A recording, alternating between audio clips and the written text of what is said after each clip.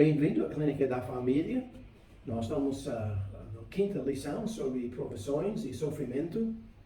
Primeiras duas lições a gente falou sobre o propósito, por que a gente sofre, as fontes, as razões por que a gente sofre. E o terceiro e quarto era sobre os propósitos. E hoje a gente vai querer falar sobre discernimentos necessários para entender e aceitar e crescer apesar dos sofrimentos, as provações, as dificuldades. Vamos orar. Nosso Deus, muito obrigado pelo privilégio que nós temos de falar sobre esse assunto. Pedimos que o Senhor use isso para o nosso bem, para que a gente pode crescer, porque cada um de nós, um dia ou outro, vai sofrer de alguma forma. E pedimos que o Senhor nos ajude a ter conhecimento certo para isso. Pedimos tudo isso em nome de Jesus. Amém. Hoje a gente quer falar sobre 5 discernimentos sobre sofrimento, que vai nos ajudar a ser forte, ser firme, aproveitar espiritualmente dos sofrimentos. E próxima lição a gente vai falar sobre os outros discernimentos, que vai ser o 6º até o 11º. Bem, o primeiro discernimento é o sofrimento causa feridas reais, dor real e lágrimas reais. Tem um certo grupo, que não é muito conhecido, mas eles querem dizer que tudo isso está na mente.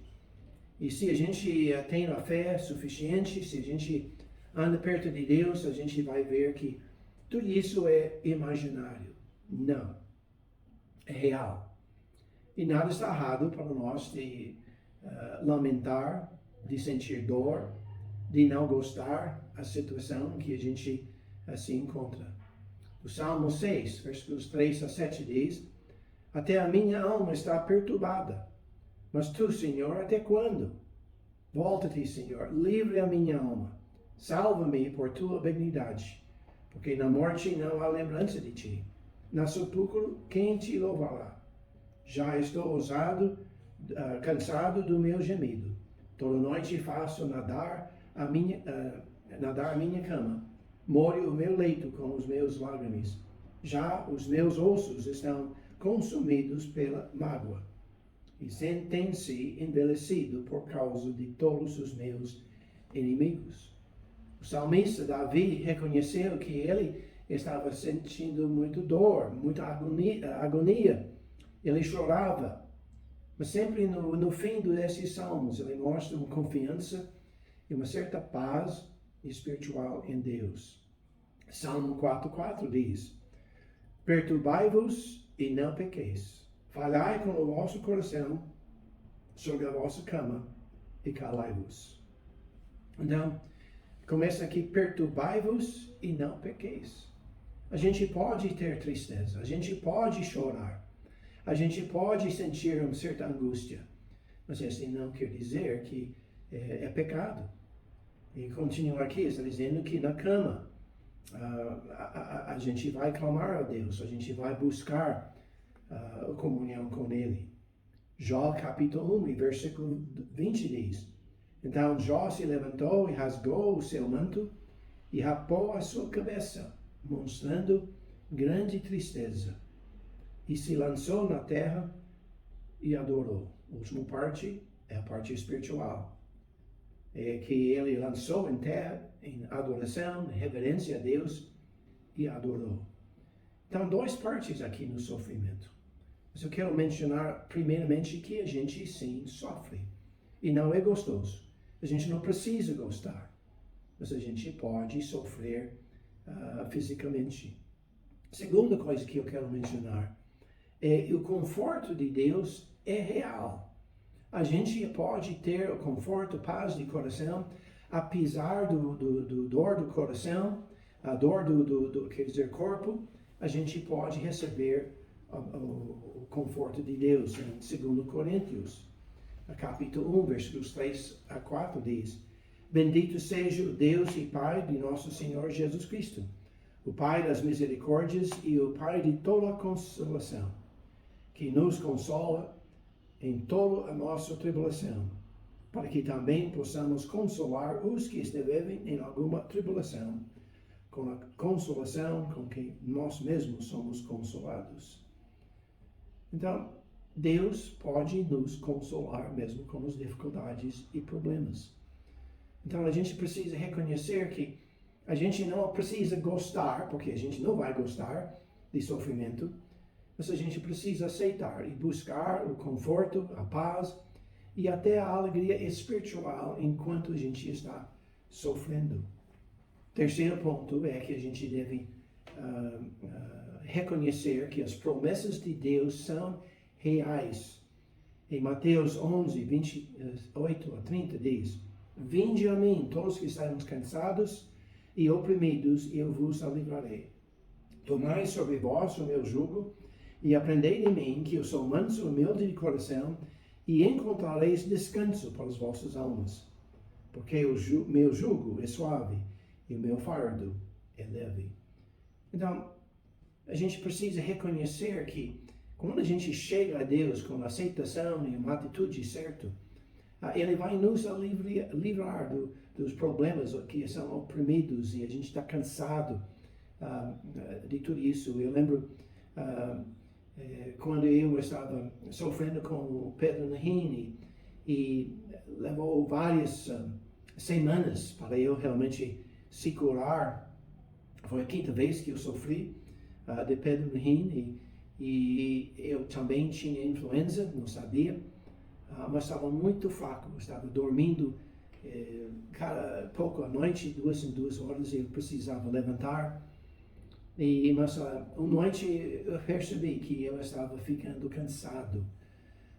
Começou de perguntar para Deus, quanto mais tempo vai demorar isso? Eu tinha aceitado isso, eu tinha dado graças a Deus para esta dificuldade.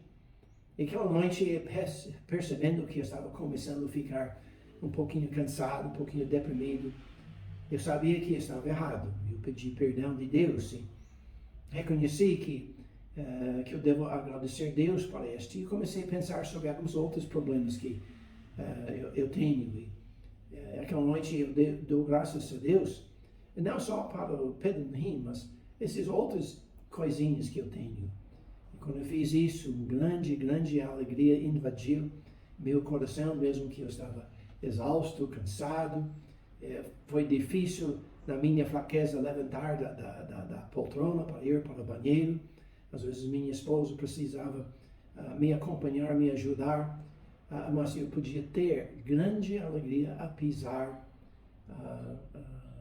dos problemas. Então, quando Cristo fala, vinde a mim, todos os que estão cansados e oprimidos, e eu vos alivrarei. A gente precisa fazer nossa parte de trabalhar com Deus, ter mansidão e humildade, e assim Ele vai nos dar o conforto que a gente precisa. E nós devemos reconhecer que nós temos os recursos suficientes para vencer o sofrimento. Em si mesmo a gente não tem jeito. Em si mesmo a gente só vai pensar sobre o ruim, o pior. A gente vai ter medo do futuro e vai ser uma angústia da alma. Mas a gente tem por fora coisas que vão nos ajudar e nos dar forças para enfrentar as provações, os sofrimentos da vida. Primeiramente, a gente tem o Espírito Santo que habita dentro de nosso coração. 1 Coríntios, capítulo 6, versículo 19 e 20 diz: Ou não sabeis que o vosso corpo é o templo do Espírito Santo que habita em vós, proveniente de Deus, e que não sois de vós mesmos, porque fostes comprados por bom preço? Glorificai, pois, a Deus no vosso corpo e no vosso espírito, os quais pertencem a Deus. Nós temos o Espírito Santo habitando dentro de nosso coração.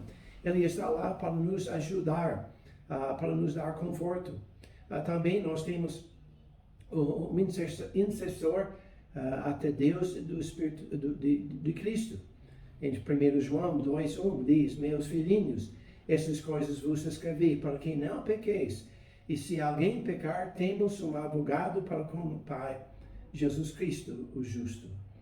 Às vezes a gente sofre tanto que a gente quer quase xingar Deus e virar nossas costas a Ele. Mas nós podemos chegar a Cristo e ter certeza que Ele vai ser nosso advogado. E Ele vai nos ajudar, ajudar nos apresentando ao Pai. Graças a Deus nós temos a Bíblia e as suas promessas em que a gente pode confiar, sabendo que todas as coisas têm um propósito para a nossa vida. Em 2 Pedro, capítulo 1, versículo 3, visto que com o seu divino poder nos deu tudo o que diz respeito à vida e piedade, pelo conhecimento daquele que nos chamou pela sua glória e virtude. Então nós temos as promessas da palavra de Deus, nós temos o conhecimento, a promessa aqui que Deus tem todo o poder para nos dar, para enfrentar os problemas e dificuldades da vida. Também nós, graças a Deus, temos a igreja local, em que Deus usa como instrumento para ministrar-nos e aos outros. Em Hebreus capítulo 10, versículo 24 e 25 diz: e consideremos-nos uns aos outros, para nos estimularmos ao amor e às boas obras. Nós devemos estar estimulando, ajudando uma ou outra às boas obras, etc. E versículo 25 diz: não deixando a nossa congregação, como é costume de alguns, antes mostrando-nos uns aos outros, em tanto mais, quanto vezes que se vai aproximando aqueles dias. A igreja tem o propósito de nos ajudar, de nos encorajar, de nos exortar. Mas quando a gente não frequenta a igreja com fidelidade, então a gente não vai encontrar este alegria, este apoio. Algumas igrejas estão tão cheias de mágoa e ira que tem pouco comunhão entre os crentes. E eu reconheço que esse tipo de igreja não vai ajudar muito na comunhão. Mas onde você encontra uma igreja que estão querendo crescer em Deus e vencer a mágoa e ira e ter uma boa relação com uma outra Deus e ser uma igreja amável, então a gente encontra sim muito sustento e ajuda. Em Efésios capítulo 4 e versículos 11 e 13 diz: e ele mesmo deu uns para apóstolos, e outros para os profetas, e outros para evangelistas, e outros para os pastores e doutores. O que ele quer como igreja?